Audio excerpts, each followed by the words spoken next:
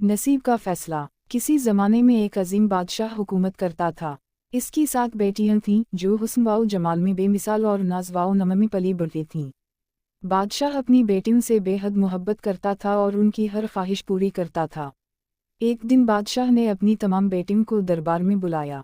जब सब शहजादियां आकर तख्त के करीब बैठ गईं तो बादशाह ने मोहब्बत भरे लहजे में पूछा, बताओ तुम किसका दिया खाती हो और किसका दिया पहनती हो। सब बेटियों बारी बारी अदब से जवाब देने लगीं, अब्बा हुजूर, हम आपका दिया खाती हैं, आपका दिया पहनती हैं। बादशाह अपनी बेटियों की मोहब्बत भरी बातें सुनकर मुस्कुरा दिया, लेकिन जब सबसे छोटी शहजादी की बारी आई तो उसने निहायत अदब से कहा, अब्बा हुजूर, मैं अपने नसीब से अल्लाह का दिया खाती हूँ और अल्लाह का दिया पहनती हूँ। यह सुनकर बादशाह का चेहरा गुस्से से सुर्ख हो गया और गरजदार आवाज़ में कहा, नाफरमान लड़की, क्या तू ये कह रही है कि मैं तुझे कुछ नहीं देता? मेरे होते हुए तू कहती है कि तेरा रिज़्क़ अल्लाह देता है। तूने मेरी सल्तनत की इज्जत खाक में मिला दी। दरबार में सन्नाटा छा गया। सब शहजादियां खौफ से लरज़ने लगीं। बादशाह ने गुस्से में आकर हुक्म दिया, इस नाफरमान लड़की को कल सुबह फांसी दे दी जाए। यह सुनकर छोटी शहजादी की मलका रोती हुई बादशाह के कदमों में गिर गई। बड़ी बहनें भी हाथ जोड़कर माफ़ी मांगने लगीं, लेकिन बादशाह जिद पर उड़ा रहा। अगली सुबह शहजादी को महल से बाहर ले जाया गया ताकि बादशाह के हुक्म के मुताबिक उसे सज़ा दी जा सके। जल्लाद ने जैसे हिदा किया, अचानक आसमान पर घने बादल छा गए और जोर की आंधी चलने लगी। हर तरफ अंधेरा छा गया और बिजली जोर से कड़की। अचानक जल्लाद का हाथ रुक गया और एक पुरस्कार आवाज़ गूंजी, रुको, जिसका नसीब अल्लाह के हाथ में हो उसे कोई मिटा नहीं सकता। बादशाह ये देखकर हैरान रह गया। उसी लम्हे महल के करीब एक अजनबी शख्स नमूदार हुआ। वो एक फ़कीर था जिसने बादशाह के करीब जाकर कहा, बादशाह सलामत, अगर आपको अपनी बेटी पर एतबार नहीं तो एक शर्त रखें।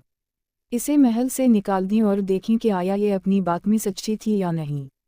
अगर वाकई अल्लाह इसका राज़िक है तो ये ज़रूर ज़िंदा रहेगी। बादशाह ने कुछ देर सोचा, फिर गुस्से में बोला, ठीक है, मैं इसे जंगल में छोड़ने का हुक्म देता हूँ। अगर इसका रब उसे बचा सकता है तो बचा ले। महल के सिपाही शहजादी को एक घने जंगल में छोड़कर वापस चले गए। शहजादी ने अपने रब पर भरोसा किया और दुआ की, या अल्लाह, मेरा सहारा सिर्फ तू ही है। चंद लम्हों बाद एक बूढ़ा चरवाहा वहां से गुजरा। इसने शहजादी को देखा और नरमी से पूछा, बेटी तुम यहाँ तन्हा किया कर रही हो? शहजादी ने अपनी कहानी सुनाई। चरवाहा बहुत नेक दिल था। इसने शहजादी को अपने झोंपड़े में पनाह दी और अपनी बेटी की तरह रखा।